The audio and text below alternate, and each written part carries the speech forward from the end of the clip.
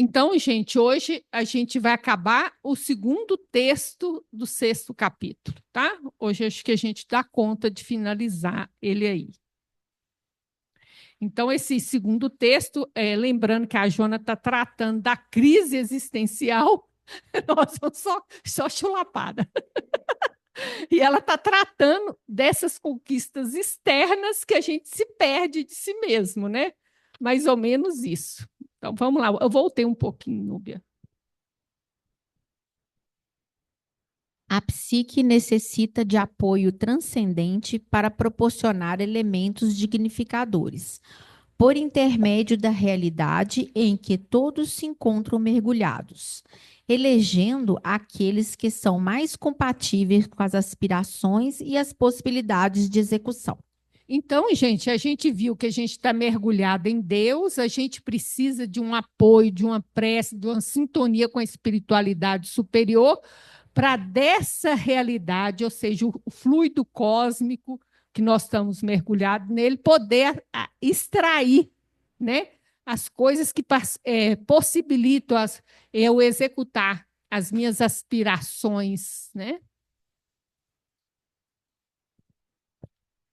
Todos dependem de Deus, porque, afinal, estamos mergulhados em Deus, sendo necessário reconhecê-lo em nós, a fim de que o manifestemos por intermédio do comportamento emocional e das ações sociais, familiares e espirituais.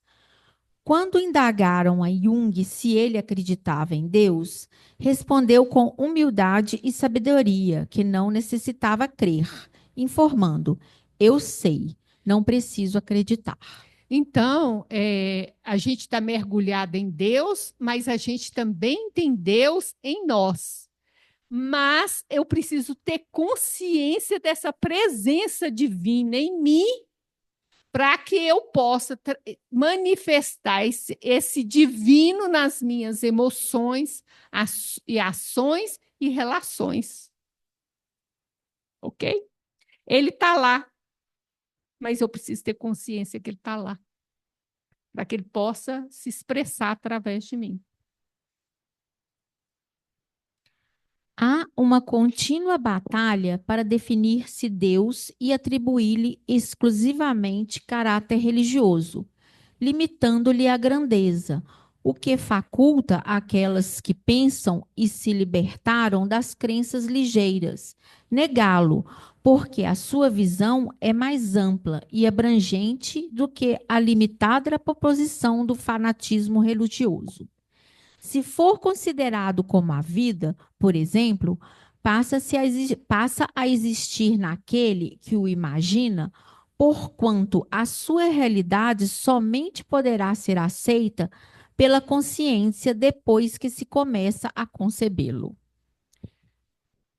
Então, gente, a Jona está puxando a orelha de nós religiosos. O que a gente faz com Deus? Quer pôr ele na gaiola. Hum. Então, a gente quer que Deus caiba na nossa concepção religiosa, né? E é limitada da nossa mente. Olha só, limitando-lhe a grandeza. E aí, o que acontece? As pessoas que pensam e refletem vão negá-lo, porque eu penso um Deus que criou as galáxias, né? Todo esse sistema, ele não cabe naquela crencinha estreita que eu pus. Tá vendo? Uma visão muito mais abrangente.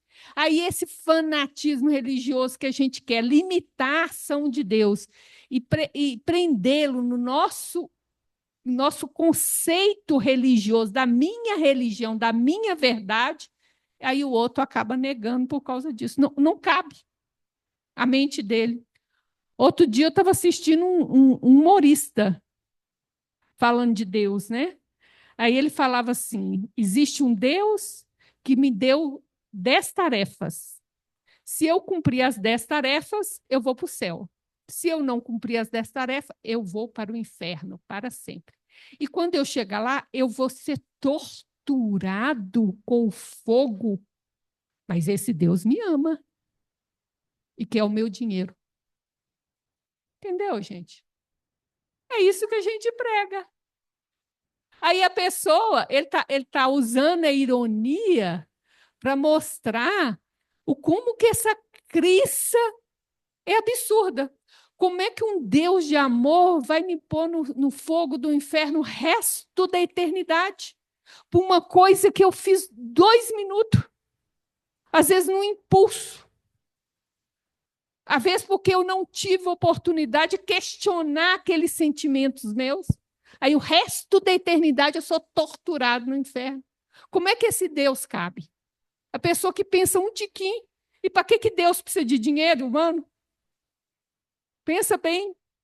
Se você não der o dinheiro, pois é, a gente tem que questionar essas coisas. Como é que pode isso? Aí quem pensa não aceita esse tipo de coisa. E a crítica dele é completamente válida, no meu ponto de vista. Tem que pensar. Que é isso? E é isso que a Jona está falando. Por quê? Porque a gente põe Deus dentro da nossa caixinha. Se não for cristão, não é salvo. Onde é que está escrito isso? A gente tem que entender isso. Porque Deus não pode estar agindo num ser humano fora do meio religioso. A lei de Deus não é a mesma lei que um cientista estuda lá no laboratório dele? Pois toda a criação não é de Deus? Por que eu acho que só tem Deus dentro do centro espírita? Que isso? Olha bem. Será que na natureza eu não posso descobrir um Deus? Às vezes muito mais profundo do que eu numa sala daqui de dentro. Então é isso que Joana está fazendo. Vocês estão entendendo que é isso? E ela fala: se Deus for considerado a vida, por exemplo, né? Para ele existir, eu tenho que conceber, eu tenho que aceitar a ideia.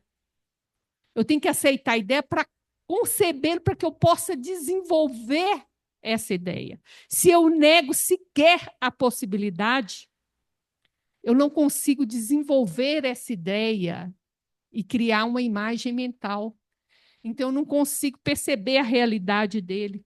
E, às vezes, eu estou ajudando o outro a negá-lo. Entendeu? Deus não é escravo nosso. Eu não... Olha, nós vamos chegar no capítulo que Paulo fala disso. Se não me engano, capítulo 9, eu posso ter errado o capítulo, mas ele vai falar, ele vai descer um sarrafo sobre isso aqui, da gente querer mandar de Deus. Ixi, Maria. Vamos embora. E aí, aqui eu trouxe Emmanuel para a gente poder fazer A base religiosa, capítulo 4. O que se faz preciso em vossa época é estabelecer a diferença entre religião e religiões. A religião é o sentimento divino que prende o homem ao Criador. As religiões são organizações dos homens falíveis e imperfeitas como eles próprios, dignas de todo o acatamento pelo sopro da inspiração superior que as faz surgir. São como gotas de orvalho celeste, misturadas com os elementos da terra em que caíram. Muitas delas, porém, estão desviadas do bom caminho, pelo interesse criminoso e pela ambição lamentável dos seus expositores. Mas a verdade um dia brilhará para todos, sem necessitar da cooperação de nenhum homem. Então, gente, olha bem. É um sentimento divino na religião que prende, faz a conexão do homem com seu Criador. E a religião é a organização dos homens, falíveis e imperfeitos. Então, vem uma inspiração divina, que é um orvalho celeste, e mistura com isso aqui. E aí já viu que as religiões ficam, às vezes, muito mais de características humanas do que divinas. Sou eu que tenho que corrigir isso? Não. Olha o que ele fala. Na verdade, a verdade um dia brilhará por todos, sem necessitar da cooperação de nenhum homem. Não tem que corrigir a religião do outro, não. A religião do outro é do outro. Fala do mal do nosso quintal. Ok? Então é isso que ele fala, ó, mistura. Muitas delas são desviadas pelo interesse criminoso e ambição. E ele fala: não se preocupe, a verdade um dia vai aparecer para todos. Não é você que tem que combater a religião. Deus não precisa de você para corrigir isso. Está errado, está errado. Tem mais de coisa humana aí do que divina. Mas não é você que vai ter que corrigir, nem sou eu, é Deus. Ok? Mas lembra disso, existe religião e religião. Eu estava assistindo a Luiz um dia, né? E ele falou assim: eu acho engraçado quando o povo vai guerrear em nome de Deus. Aí é assim, é como se eu resolvesse defender. Como é que é o nome daquele boxista, gente? É Maguila, não? Como é que é aquele fortão? Mike Tyson. Tyson. Mike Tyson. É como se eu me colocasse na frente e fosse defender o Mike Tyson. Não tem cabimento. Deus se defende sozinho.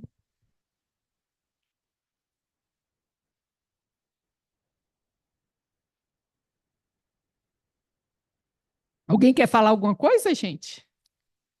Sem um valor maior que mereça investimento, ninguém se arvora à luta, ao sacrifício, porque tudo superficial logo perde o sentido.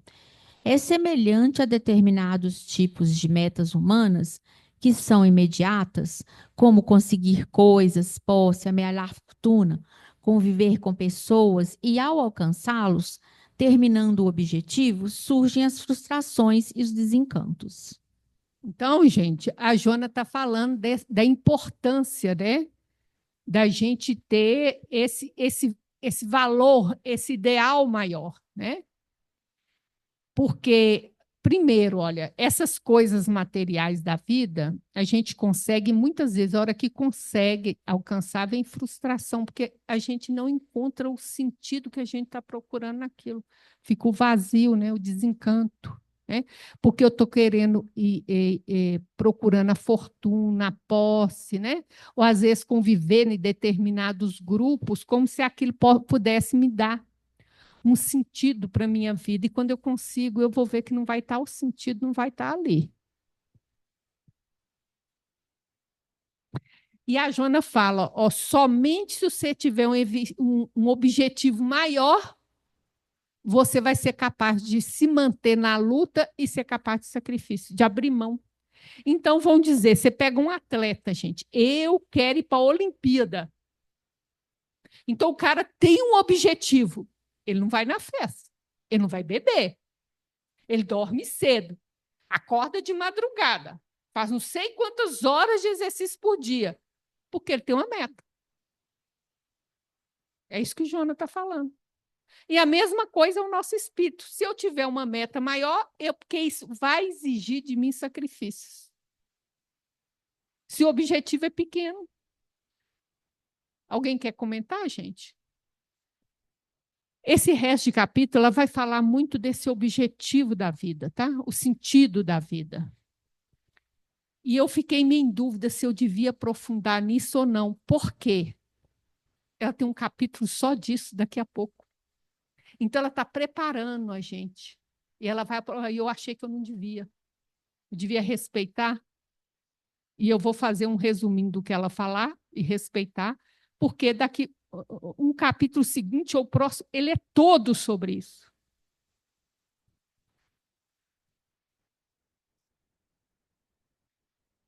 Há pais que se entregam à educação dos filhos, depositando neles todas as suas aspirações e também insatisfações, esperando compensação quando os mesmos adquiram a idade adulta.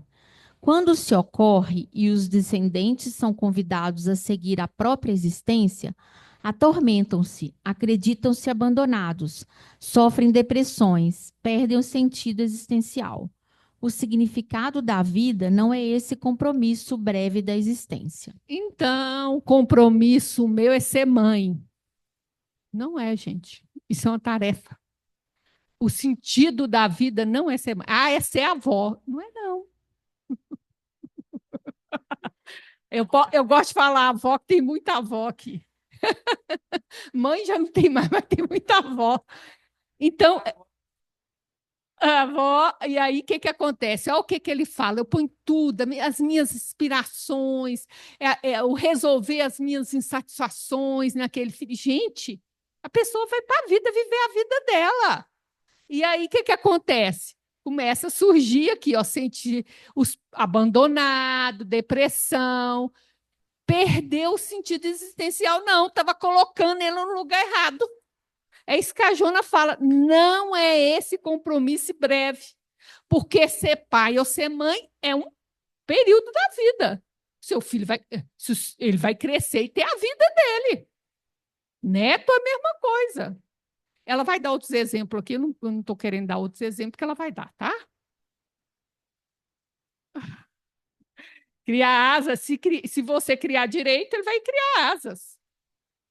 Mas o mesmo fenômeno ocorre com o trabalho, com a carreira profissional, com as aspirações políticas e culturais, artísticas e religiosas.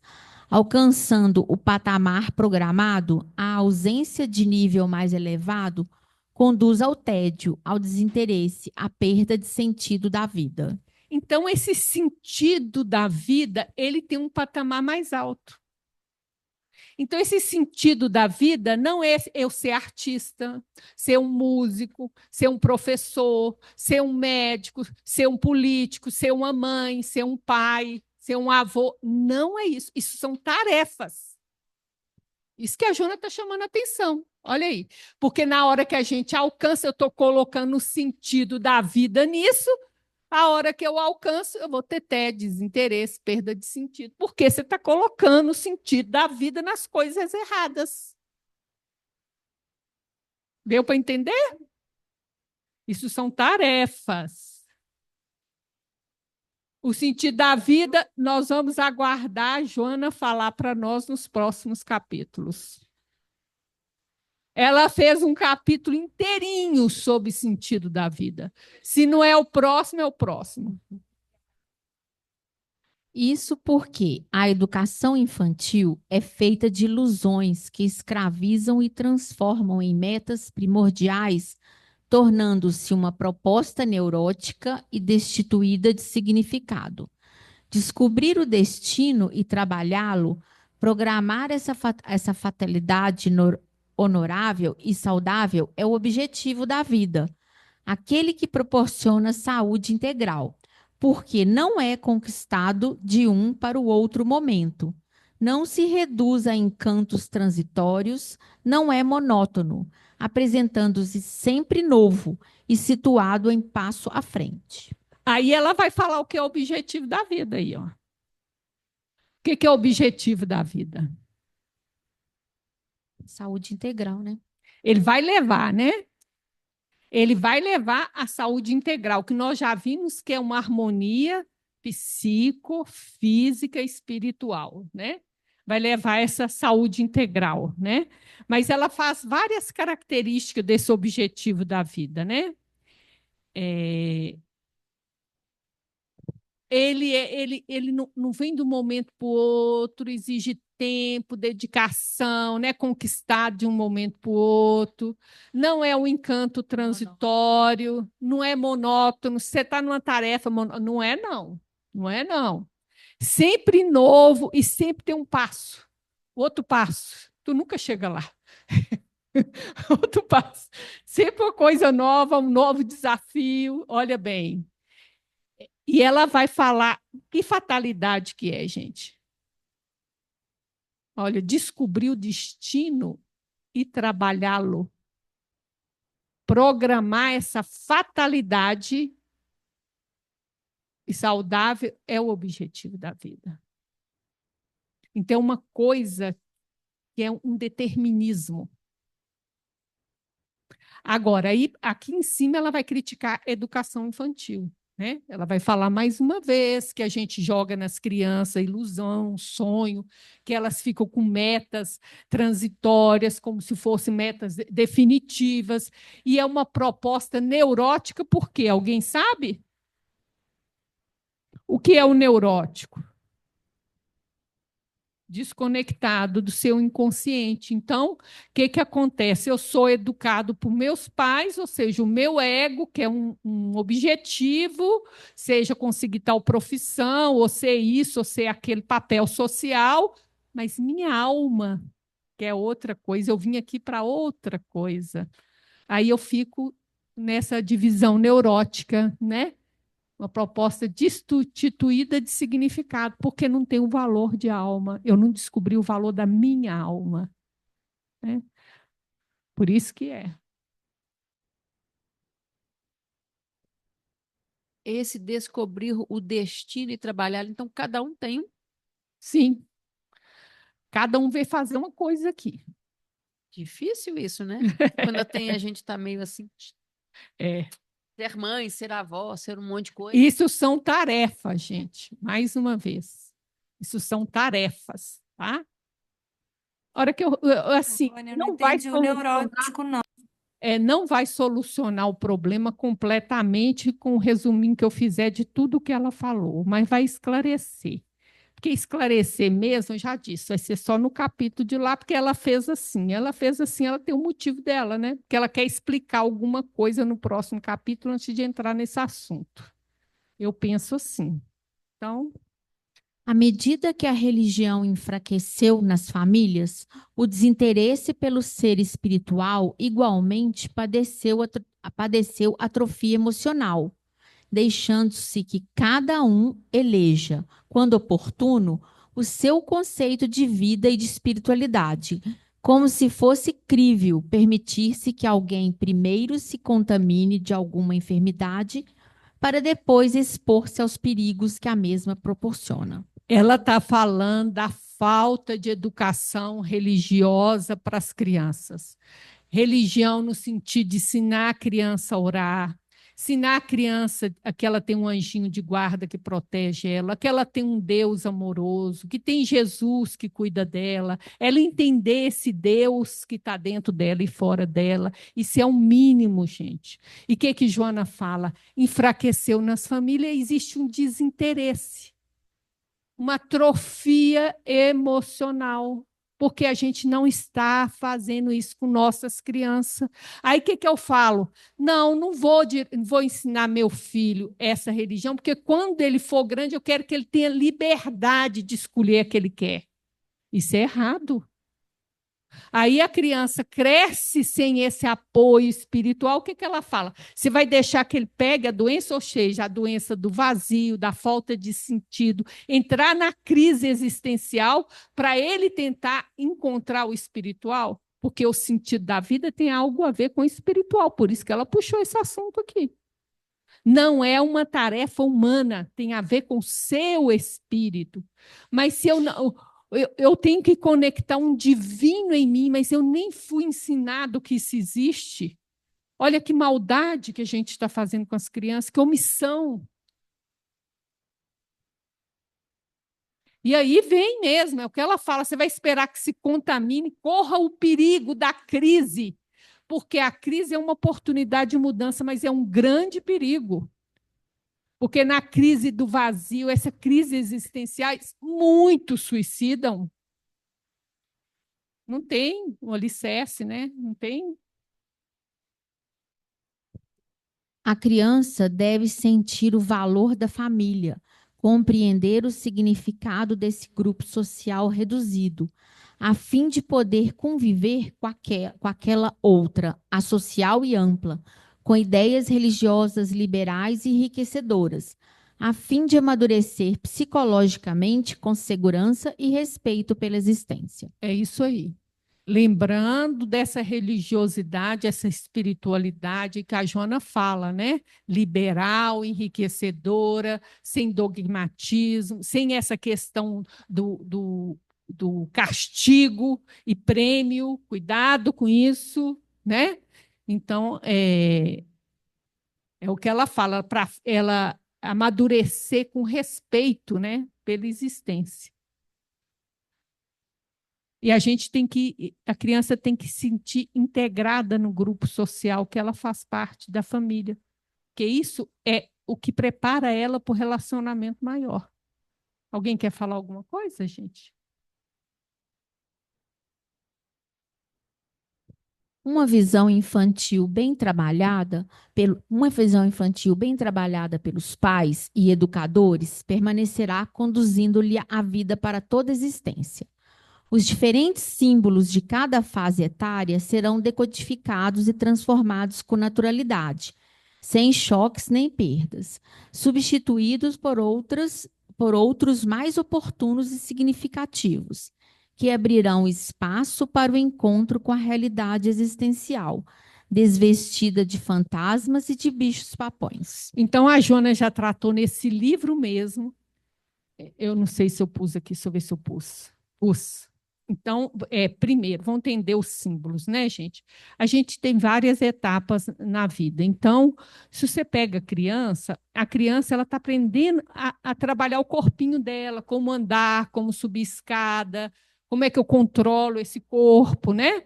Ela está tentando sair, o raciocínio concreto, depois ela vai aprender a ler, vai aprender a ir para o raciocínio abstrato. Então, os brinquedos são muito simbólicos nessa fase. Daí ela entra na adolescência, já é a época que ela procura o grupo, distancia do pai, é a época que ela está procurando quem sou eu, ela procura essa identidade no grupo. Então, os símbolos são os grupos de rock ou de outra banda musical. Ele vai viver a jornada do herói, né? Nós vamos estudar, acho que no próximo capítulo. E aí ele chega na juventude, vai chegar na juventude, aí é uma profissão, aí tem uma casa, uma família, e aí ele vai para esse caminho. Depois ele chega na meia-idade, aí já é o sair do mercado de trabalho, o porquê da vida, para que a vida, né?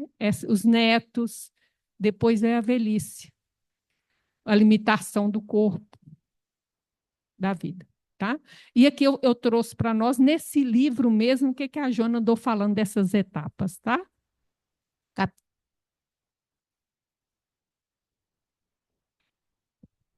As mudanças arquetípicas do ego dão-se nas fases da infância para a juventude, dessa para a vida adulta e daí para a senectude.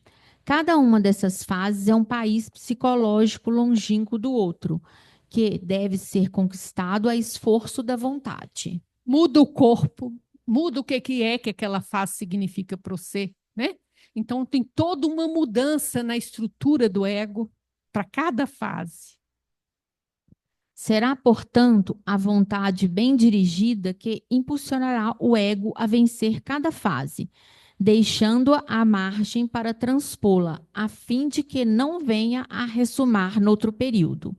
Por falta de esforço, encontram-se indivíduos adultos vivenciando o período arquetípico da infância, ou na idade avançada, ainda com aspirações de adulto, quando o organismo já não dispõe de forças naturais para esse tipo de comportamento. Eu tenho que viver a fase bem vivida e ela vai ficar de lado, que eu vou passar para a próxima. Às vezes eu não vivo. Então, isso que ela está falando, você vê velho, gente, que nem criança, veste igual adolescente, se comporta como adolescente, homem e mulher. Você vê isso aí, é só olhar. Vocês vão ver. Tá? A mesma coisa, a pessoa não quer envelhecer. Não quer sair do mercado de trabalho, continua disputando. É isso, não quer viver a próxima fase. É isso que a Joana está falando. Precisa de vencer. Tudo isso tem a ver com sentido existencial. Porque vai preparar o meu ego para conseguir lidar com o sentido existencial. O ego bem formado. Então, voltamos de novo. Olha o que ela fala. Uma visão infantil bem preparada vai conduzir a criança para o resto da... A gente já viu isso, né? Tudo quanto é problema que a gente tem vai dar onde, TT? Na criança ferida. tudo vai dar lá na infância. E que a Joana fala, tá vendo? Uma infância bem estruturada é estrutura para o resto da vida. Olha bem. Os diferentes símbolos de cada faixa etária são decodificados e transformados com naturalidade, sem choque e perda. Hoje eu sou criança, amanhã eu sou adolescente? Não, não é assim. A transformação vai começando aos pouquinhos, a mente vai mudando aos pouquinhos. Aí, de repente, você fala, é adolescente. Que dia foi? Não sabe. A mesma coisa, de cada etapa para cada etapa. E a velhice é a mesma coisa, eu conto para vocês. Vai. É isso.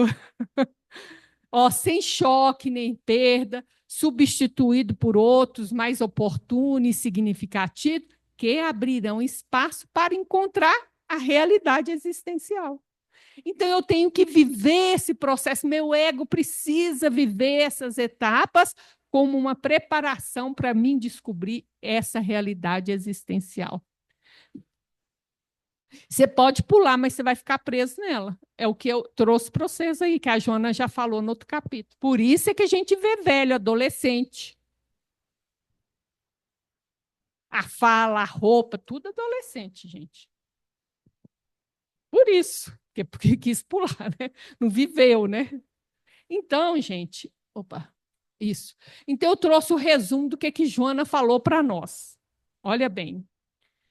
Que ela falou do sentido. O que impede o acesso ao significado da vida? Então, primeira coisa, isso é uma tarefa sua. Não tem como eu chegar para você e falar o sentido da tua vida é isso. Não, eu não sei, gente. É uma descoberta sua. Porque existe um significado da vida que é a longo prazo, que Jesus falou com a gente. Qual que é? Qual foi a tarefa que Jesus deu para nós? O reino dos céus dentro de você e o resto vos será dado por acréscimo, não é? Então, é o divino em mim, é o sagrado em mim. Isso é o que eu devo fazer. Mas é várias vidas. E tem uma outra coisa que eu vim fazer aqui, que eu combinei, de uma coisa que eu tenho que desenvolver em mim, alguma coisa que eu tenho que trabalhar em mim. Quem sabe isso? Só você. Então, a Joana vai falar aqui, ó, que impede o acesso ao significado da vida. Nuvem anestesiante de prazer. Você se perde na sensualidade. Se perde nisso. Você está preso nisso. Desconhecimento da própria realidade. Não quero fazer o autoconhecimento, né? A falta de reflexão e o encontro com a consciência com si mesmo, que é um processo de autoconhecimento, vai me levar nisso, a despertando essa consciência espiritual. A sombra nos separa do eu divino. Olha o que a Joana fala. A sombra me separa do eu divino. Então, gente, para mim criar essa consciência, entender a própria realidade, lá vai nós para a sombra de novo. Hoje, hoje ninguém quer contato com a sombra, mas não tem jeito. Se eu não entrar dentro de mim para aceitar as minhas fraquezas humanas, as minhas limitações, o meu lado não tão bonitinho, né? Eu não vai ter jeito, porque olha lá, ele separa o eu divino que existe no íntimo e nos impede de encontrar o significado existente. Então, como que eu vou saber o significado se eu não quero fazer o autoconhecimento, se eu não quero encontrar com a minha sombra, se eu não quero conhecer a minha própria realidade? Ninguém pode te falar isso. E aí você pode escolher qualquer tarefa que você quiser como sentido da tua vida. Palestrante. Baby, isso é tarefa, não é o sentido da tua vida. E aí, se você ficar muda, como é que vai fazer? Acabou o sentido da tua vida. Ou então resolve, Vânia, ó, 5 horas aqui você não pode falar mais nada, acabou. E aí, acabou o sentido da minha vida? É tarefa, gente. Do mesmo jeito que a tarefa de mãe acaba, a tarefa de avó acaba, né?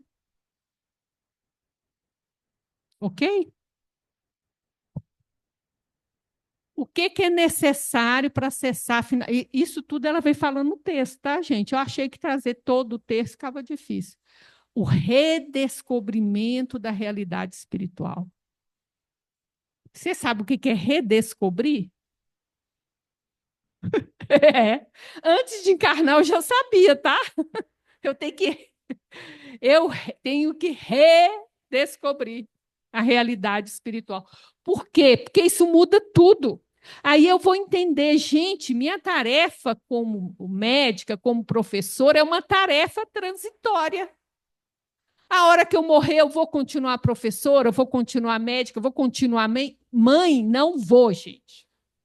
Nós somos irmãos espirituais. A gente está. É uma tarefa.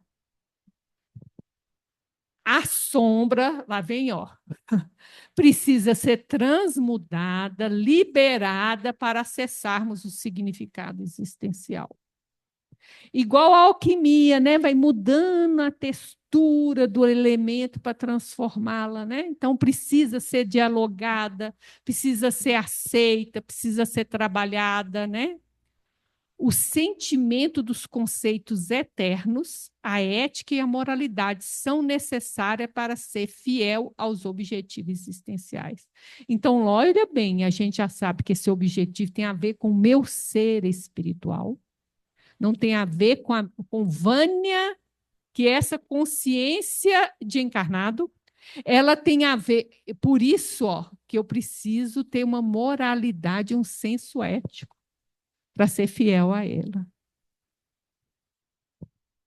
Viver cada etapa da vida, porque é isso que prepara o meu ego para quê, gente? Alguém lembra? Para o grande evento. Qual o grande evento? Qual que é o grande evento que nós estamos querendo? Receber o divino, ser o vaso portador do divino. O reino de Deus dentro de nós.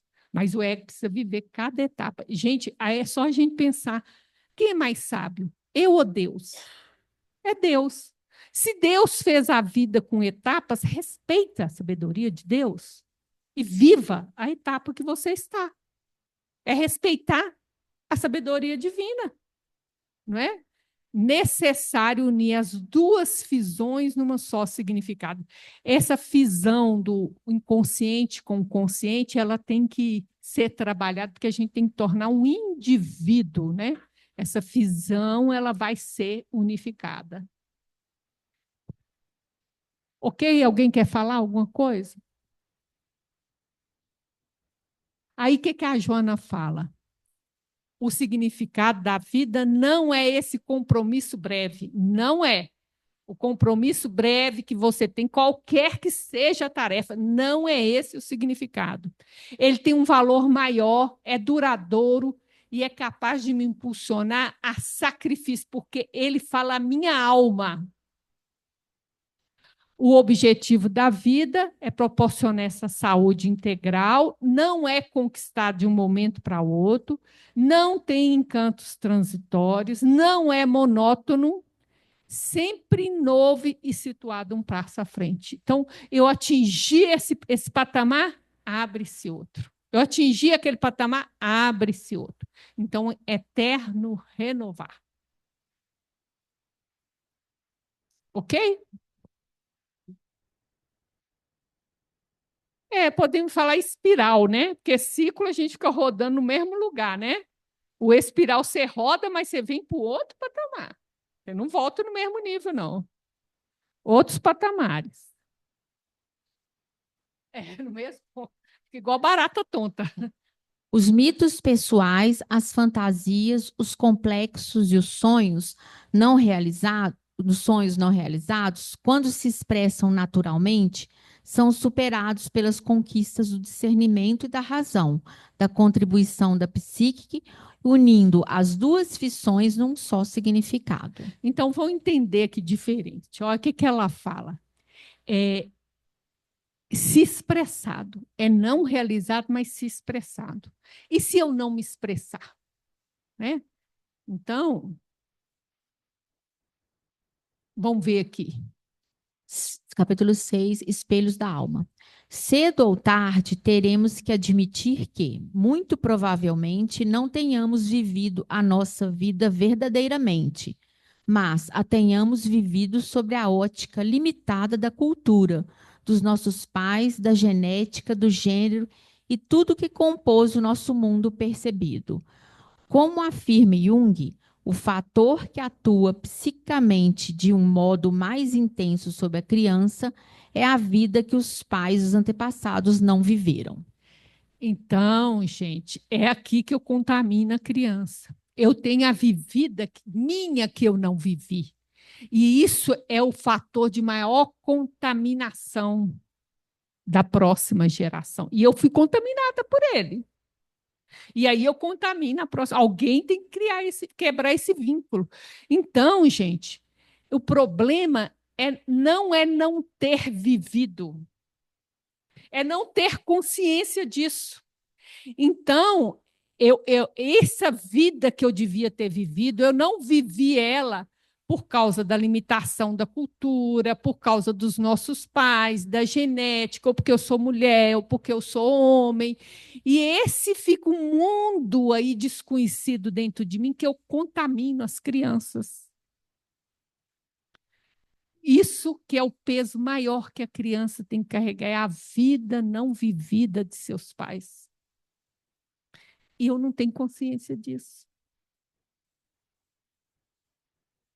E às vezes está carregando lá do avô, bisavô, para o avô, para a avó, para a mãe, e cai em cima da criança isso. Oi? Não sei, sabe? É porque eu não sei muito de constelação familiar, o que eu sei só de ouvir falar, sabe? Eu sei que a constelação tem a ver com cada um viver o seu papel dentro da família, né? Eu só sei isso. Não estou dizendo que não, viu? É porque eu não sei mesmo. É. Jung continua. A infecção dos filhos se dá por via indireta, fazendo com que eles assumam uma atitude em relação ao estado de espírito dos pais, ou reagem em própria defesa, ou se tornam vítimas de uma coação interna de imitação, que os paralisa psiquicamente. Então, gente, tanto eu posso ir ao oposto do que está sendo me proposto, porque eu estou reagindo, como eu posso aceitar? Eu estou preso do mesmo jeito. Porque eu não estou olhando a minha alma, não estou fazendo um compromisso que é meu. Eu estou reagindo em defesa, eu estou presa àquilo que eu estou reagindo. Ou eu estou me submetendo, eu estou também presa. Estou presa de qualquer jeito. Paralisia psiquicamente. Os filhos praticamente são obrigados a realizar aquilo que eles não são, ou seja, terminam por realizar os anseios dos pais. A única maneira de salvar os filhos desse veneno é: os pais precisam viver suas vidas, adquirir uma atitude sincera diante dos problemas da vida. É o que a Joana vai falar, é ter consciência. O problema é não ter consciência, né? Então eu acabo realizando os anseios do meu pai. Agora você entende isso, gente, que isso não é falado, tá? Não é que eu sento numa mesa e discuto esse assunto. Quando se fala abertamente sobre uma pressão para escolher uma profissão ou seguir uma coisa na vida, o outro ainda tem capacidade de se defender. O problema é que isso não é falado. Tá?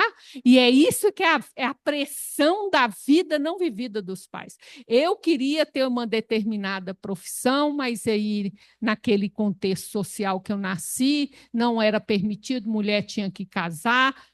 Esse anseio eu vou derramar no meu filho, na minha filha. Mas eu não tenho consciência disso. Se eu tivesse consciência, eu podia trabalhar. É esse que é o problema, é não ter essa consciência. Se eu voltar lá no que a Joana falou.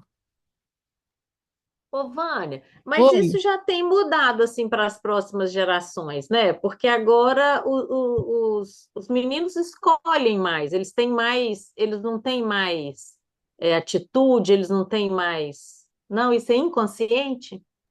Ô, Júnia, primeiro Hum. que a criança, ela não isso é falado conscientemente dos pais. Eu não escolho a profissão dos meus filhos são livres para fazer o que quiser, eles que vão escolher. Nós estamos falando de pressões inconscientes. Que a criança, gente, ela vive no inconsciente dos pais. Depois é que ela vai se desalojando e formando. Essa pressão é uma pressão que ela recebe desse coletivo familiar. Os pais não têm consciência que faz isso e a criança não tem defesa contra isso, porque ela está em formação. Então, isso não é falado. É isso que eu falo. Quando fala abertamente, você, aí a criança ainda pode reagir. Ela pode ter a ajuda de um familiar que vai reagir, né? Pode falar. Porque igual você fala assim, porque agora se for mulher, isso aqui, isso já não é tanto assim, né? Já tá meio que diferente. Antigamente tinha muito isso, que mulher não faz isso, não faz aquilo. Hoje, mulher delegada, tudo isso já deu uma mexida, né? Já deu uma O diminuída. inconsciente coletivo capaz, né? Sim, a gente vê, tem um texto da Joana que ela vai falando que Jesus foi mandando essas mulheres que foram, como é que eu diria assim, é, pioneiras em várias questões para poder quebrar esse inconsciente coletivo, Ah, sim. para É, abrir. Isso são é nesse missionárias. sentido que eu estou pensando, assim, que já está diferente do que era um pouco, né? Sim, são missionárias que foram quebrando isso, então isso já vai abrindo o campo. Então, o campo do gênero vai se diluindo, né? Uhum. Vânia, é o seguinte, que eu acho que assim, a nossa própria forma de educação hoje, implicitamente já favorece a isso, porque mesmo que o pai não fique falando que, quero que meu filho faça isso ou aquilo, a condução da educação hoje, tanto pela escola quanto pelos próprios pais, por exemplo, você tem que fazer um curso de inglês, porque senão depois vai fazer falta. Você tem que fazer aquilo, porque senão vai fazer falta. Então já vai direcionando a criança para um estilo de vida que muitas vezes não é o que ela Fazer pensou, aqui. que ela veio fazer aqui. E por que que eu escolhi essa escola e não aquela? Porque uma tem uma ideologia, a outra tem a outra. Isso. Gente, isso são forças inconscientes que eu não tenho consciência. Por isso eu contamino meu filho. Então, o que que Jung fala? O único jeito de você libertar seu filho é fazer consciência disso. E ter a dor que eu não pude viver isso. Gente, eu não pude viver. Você lembra quando a Lourdinha estava aqui falando a respeito da dança? Ela queria muito dançar e ela não pôde. E agora ela pode realizar a dança. Mas é só a dança. Gente, era a dança. Mas por que que ela não pôde realizar? Então, aí, ela não falou, tá, gente? Por que não? Eu estou levantando hipóteses, saindo do exemplo dela, não estou falando mais dela. Poderia ser porque não tinha uma condição financeira, poderia ser o preconceito contra as dançarinas, não é? Que não era considerado uma coisa muito bacana para uma mulher, para uma menininha de família, não é não? Então, e a mesma coisa poderia ser o contrário, se uma menininha resolve fazer o judô, vai cortando, não tem gasto, não dá para levar, aqui não dá, está muito atarefada, entendeu? Eu vou cortando. Por quê? Porque eu creio que uma menina fazer judô é muito perigoso. Com medo dela ser homossexual. Tem nada uma coisa com a outra.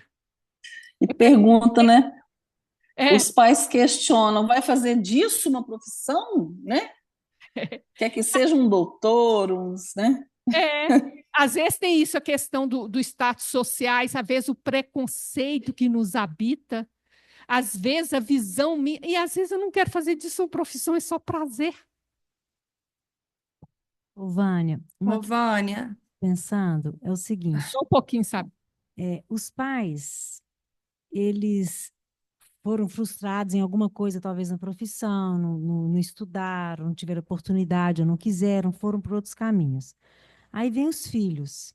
Aí esse caminho que os pais escolheram não tiveram bons resultados, né? Se frustraram, não tiveram, enfim, não deu certo. Aí eles vão escolher para os filhos, né? Porque os pais que escolhem para os filhos.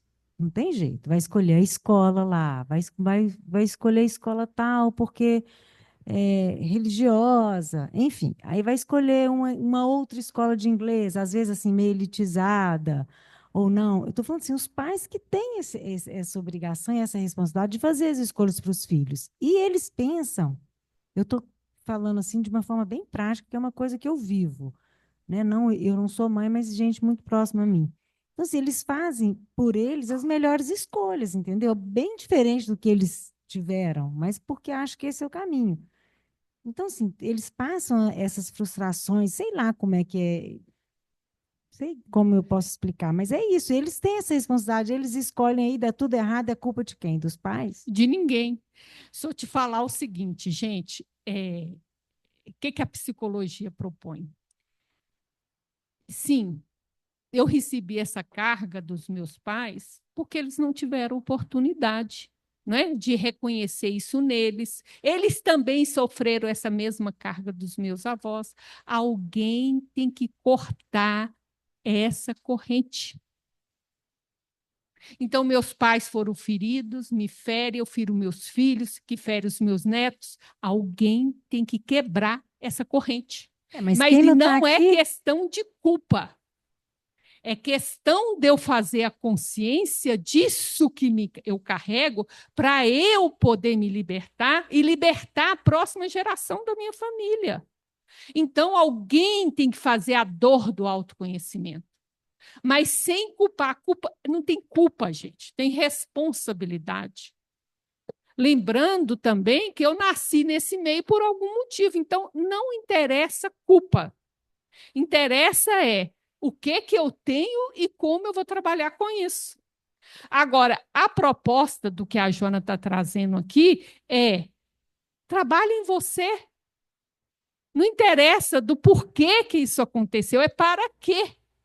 Para a gente aliviar para a futura geração. Lembrando que daqui 2 ou 3 é você que vai colher isso. Porque você vai voltar. E assim o mundo vai se harmonizando e a justiça vai fazendo. Então, a gente pensar que o conhecimento que minha bisavó tinha era nenhum, oportunidade nenhuma. E é nesse momento a gente que está estudando aqui absorver para que na próxima vida, quem sabe, façamos diferente, né? De acordo com o que a gente conseguir, né? É tudo assim. E assim Então, caminha a humanidade. Então, gente, o autoconhecimento tem esse processo.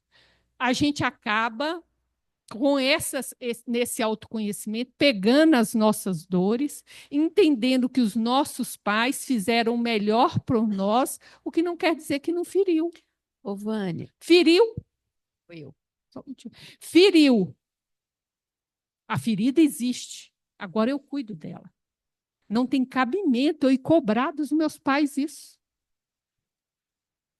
Eu acho que o que ela estava querendo dizer é que, assim, nós, como mães, naquele período, escolhemos as escolas dos filhos. Ponto. Sempre. Igual meus pais, gente, fizeram o melhor que eles achavam por mim.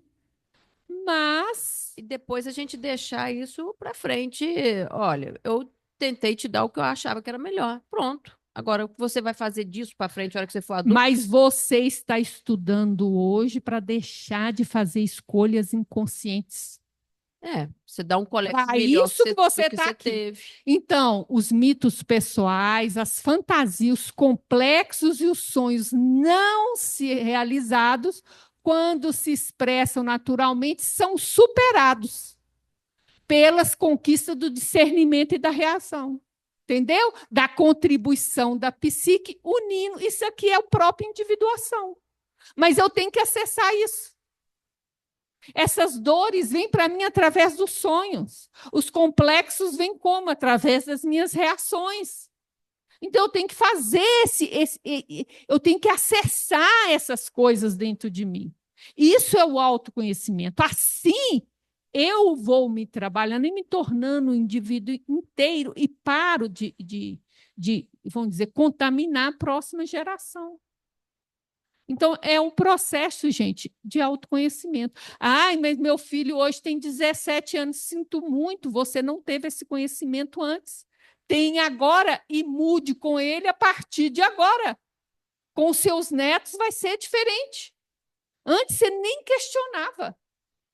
E essas coisas escorrem por nós e nós não percebemos, porque são inconscientes. Como diz Joana, com discernimento e da razão, a gente consegue trabalhar isso, incorporar na nossa psique, acabar com a fisão, quer dizer, aquilo que está inconsciente escondido vai entrar em contato com a consciência e essa separação vai deixando de existir.